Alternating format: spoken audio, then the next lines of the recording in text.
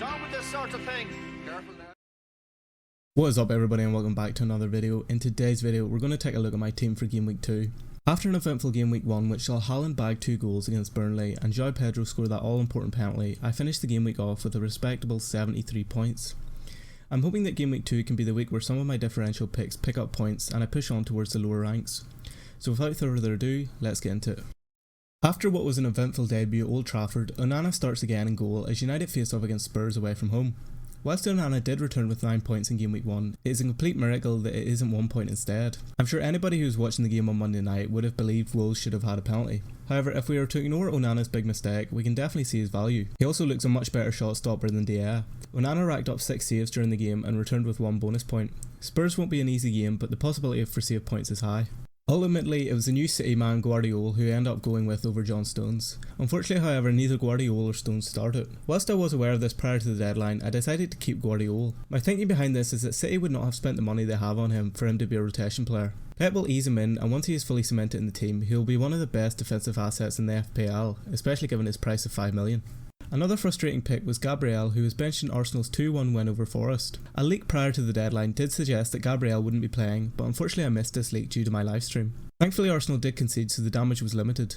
However, it leaves me in a difficult situation as I do not know where Gabriel now stands in this Arsenal team. If he is indeed a second choice defender, then I may look to move him on. However, Timber picked up a serious injury during Arsenal's win and it is now confirmed that he's broke his ACL. This may make Gabriel a regular starter, but it's certainly one to watch. After an impressive display against Liverpool, which saw him get an assist and have a goal disallowed, Ben Chilwell starts ahead of an enticing fixture against West Ham. Chelsea's attack, which already seems to have improved dramatically compared to last season, is heavily influenced by the attacking threat Chilwell brings from the wings. Poch seems to have given both Chilwell and James a lot of freedom to get forward in attack. With West Ham currently not being in the best shape, I'm feeling really confident that Chilwell can yet again get another return this week. Moving on to the midfield, where we have no changes from our Game Week 1 lineup. The Arsenal duo Martinelli and Saka line up together again after a good display in Game Week 1. The duo returned with a combined 15 points after Saka's screamer and Martinelli's assist. Two big positives from the game was that Saka picked up all 3 bonus points whilst Martinelli played 85 minutes. With Crystal Palace away this week, I'm expecting another good display from Arsenal, who look as hungry and driven as ever.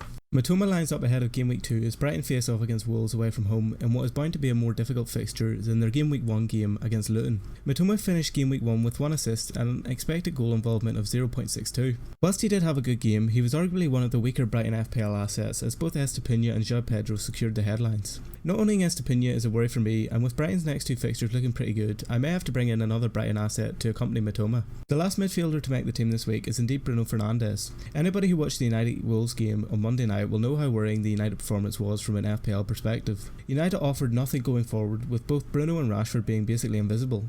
United's next fixture being against Spurs almost makes me tempted to bench Bruno in favour of someone else given how bad Game Week 1 was. Bruno's only saving grace is that he finished Game Week 1 with an expected goal involvement of 0.76. Hopefully it's one of those situations where not panicking and holding firm will pay off in the long run. Up front we have our terrifying trio of Erling Haaland, Nicholas Jackson and Ollie Watkins. Whilst Haaland and Watkins provided the points, it was Jackson who really caught my eye and got me excited for the future. The best way to describe Jackson is almost like a young Drogba. His power and hold-up play is fantastic and he's fast. Whilst he didn't return against Liverpool, I would bet on him consistently returning for the next 10 game weeks given how good Chelsea's fixtures are. Those of us who already own Jackson are certainly a transfer ahead of those who don't. As I've already said, Haaland returned to normal service and looked unstoppable as usual. I've said it before and I'll say it again, if you want to do well in FPL you must own Haaland. Whilst Game Week 1 wasn't a good week for Aston Villa, Ollie Watkins did manage to snag a goal as we turn our attention towards our easier fixtures against Everton and Burnley. Watkins is an asset I'm hoping will just tick along nicely as the season progresses and can be moved on if needs be.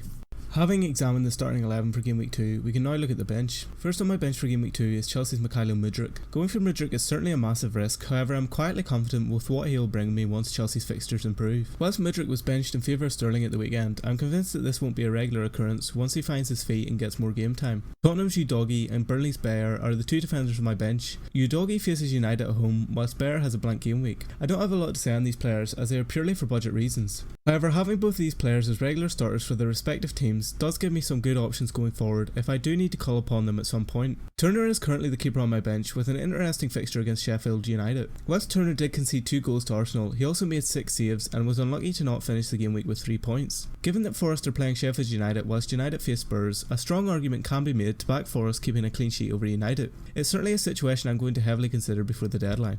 My current transfer plans for Game Week 2 is to either rule the transfer or move Gabriel to Estepona in order to cover any clean sheets Brighton get, as well as gather points from the inevitable attack and returns S2 will get. With an expected goal involvement of 0.97, S2 is certainly a player you don't want to miss out on. I'll have to monitor this situation in order to establish where Gabriel now sits in the Arsenal team. This may ultimately lead to me being priced out of the move, but it's a risk I'll have to take. There you have it, my Game Week 2 team for the 23-24 FPL season. In order to stay up to date with any changes that are made prior to the deadline, make sure to follow me on Twitter at fplfatherted and also tune into the deadline stream, which will be live each week an hour before the deadline of the game week. I'd love to hear your thoughts on my team and what your transfer moves are ahead of Game Week 2. If you found this video helpful, smash that like button, subscribe and hit the notification bell for more FPL content. Thanks for watching and good luck this season.